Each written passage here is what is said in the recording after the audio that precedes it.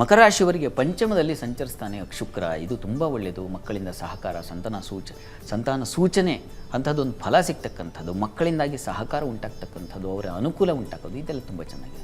ಸ್ತ್ರೀಯರಿಗೆ ಆಡಳಿತಾತ್ಮಕ ಬಲ, ಅಧಿಕಾರ, ಬುದ್ಧಿಬಲ ಚುರುಕಾಗಿರುತ್ತದೆ. ಸ್ತ್ರೀಯರಿಗೆ ಆಲೋಚನಾ ಶಕ್ತಿ ಹೆಚ್ಚುತ್ತೆ ಮತ್ತು ಕೌಶಲ್ಯಪೂರ್ಣವಾಗಿರುತ್ತೆ. ಮಾಡಿದ್ರೆ ಕೆಲಸ ಹೇಗಿರುತ್ತೆ ಅಂದರೆ ಬರೀ ತುಂಬ ಕೆಲಸ ಬರೀ ಅಷ್ಟೇ ಅಲ್ಲ, ಆ ಕೆಲಸದಲ್ಲಿ ಒಂದು ಸೌಂದರ್ಯವೂ ಇರುತ್ತೆ. ಆ ರೀತಿಯ ಮತ್ತು ಆಲೋಚನೆಗಳಲ್ಲೇ ಹಾಗಿರುತ್ತೆ. ಒಂದು ಹೊಸ ಹೊಸ ವಿಶೇಷ ಆಲೋಚನೆಗಳು ಹೊಳೆಯುತ್ತೆ ಕೂಡ. ಆ ರೀತಿಯಲ್ಲಿ ಕವಿ ಮನಸ್ಸಿನಂತೆ ಇರುತ್ತದೆ ಮಕರ ರಾಶಿಯವರಿಗೆ. ಸ್ವಲ್ಪ ಮಟ್ಟಿಗೆ ವೃತ್ತಿಯಲ್ಲಿ ತೊಡಕು ವಿಘ್ನಗಳನ್ನು ಸೂಚಿಸುತ್ತೆ. ಅದು ಕಾರಣ ಮಾಂದಿ. ಸೋಮವಾರ ಮಂಗಳವಾರದ ಮಟ್ಟಿಗೆ ಮಾತ್ರ ಅಲ್ಲಿ ಕೆಲಸಗಳಲ್ಲಿ ಸ್ವಲ್ಪ ಹಿನ್ನಡೆ ಉಂಟಾಗಬಹುದು. ಮಾಡಿದ ಕೆಲಸ ಪುನಃ ಮಾಡಬೇಕಾದ ಪರಿಸ್ಥಿತಿ ಬರಬಹುದು. ಈ ಥರದ್ದೊಂದು ಸೂಚಿಸುತ್ತೆ. ದಾಂಪತ್ಯದಲ್ಲಿ ಸ್ವಲ್ಪ ಮನಸ್ತಾಪಗಳಿದೆ, ಹೀಗಾಗಿ ಸ್ವಲ್ಪ ಎಚ್ಚರಿಕೆ ಬೇಕು.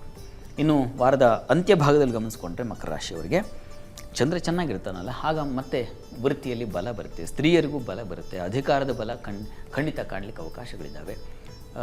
ಮುಖ್ಯವಾಗಿ ದಾಂಪತ್ಯದಲ್ಲಿ ಮನಸ್ತಾಪ ಅಸಮಾಧಾನ ಮುಂದುವರಿಯುತ್ತೆ. ಅದು ಕಾರಣ ಮತ್ತು ಮಾಂದಿ ಸೇರುತ್ತೆ ಅಲ್ಲಿ ಬುಧನ ಜೊತೆಗೆ.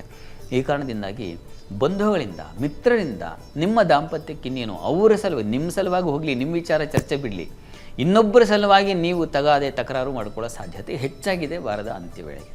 ಹೀಗಾಗಿ ಇನ್ನೊಬ್ಬರ ವಿಚಾರವನ್ನು ಮನೆಗೆ ತಗೊಂಡು ಹೋಗ್ತಿರೋದು ಬಹಳ ಒಳ್ಳೆಯದು. ಅದ್ರ ಕಡೆಗೆ ಗಮನ ಇರಲಿ. ಉನ್ನತ ಶಿಕ್ಷಣ ಇತ್ಯಾದಿಗಳಿಗೆಲ್ಲ ತುಂಬ ಚೆನ್ನಾಗಿದೆ. ಆಹಾರ, ಹಣಕಾಸಿನ ಅನುಕೂಲ ಇತ್ಯಾದಿ ಓಕೆ. ಎಚ್ಚರವಾಗಿರಬೇಕು. ಅಲ್ಲಿ ರಾಹು ಸಂಚರಿಸ್ತಾನೆ, ಹೀಗಾಗಿ ಆಹಾರದಲ್ಲಿ ಹುಷಾರು.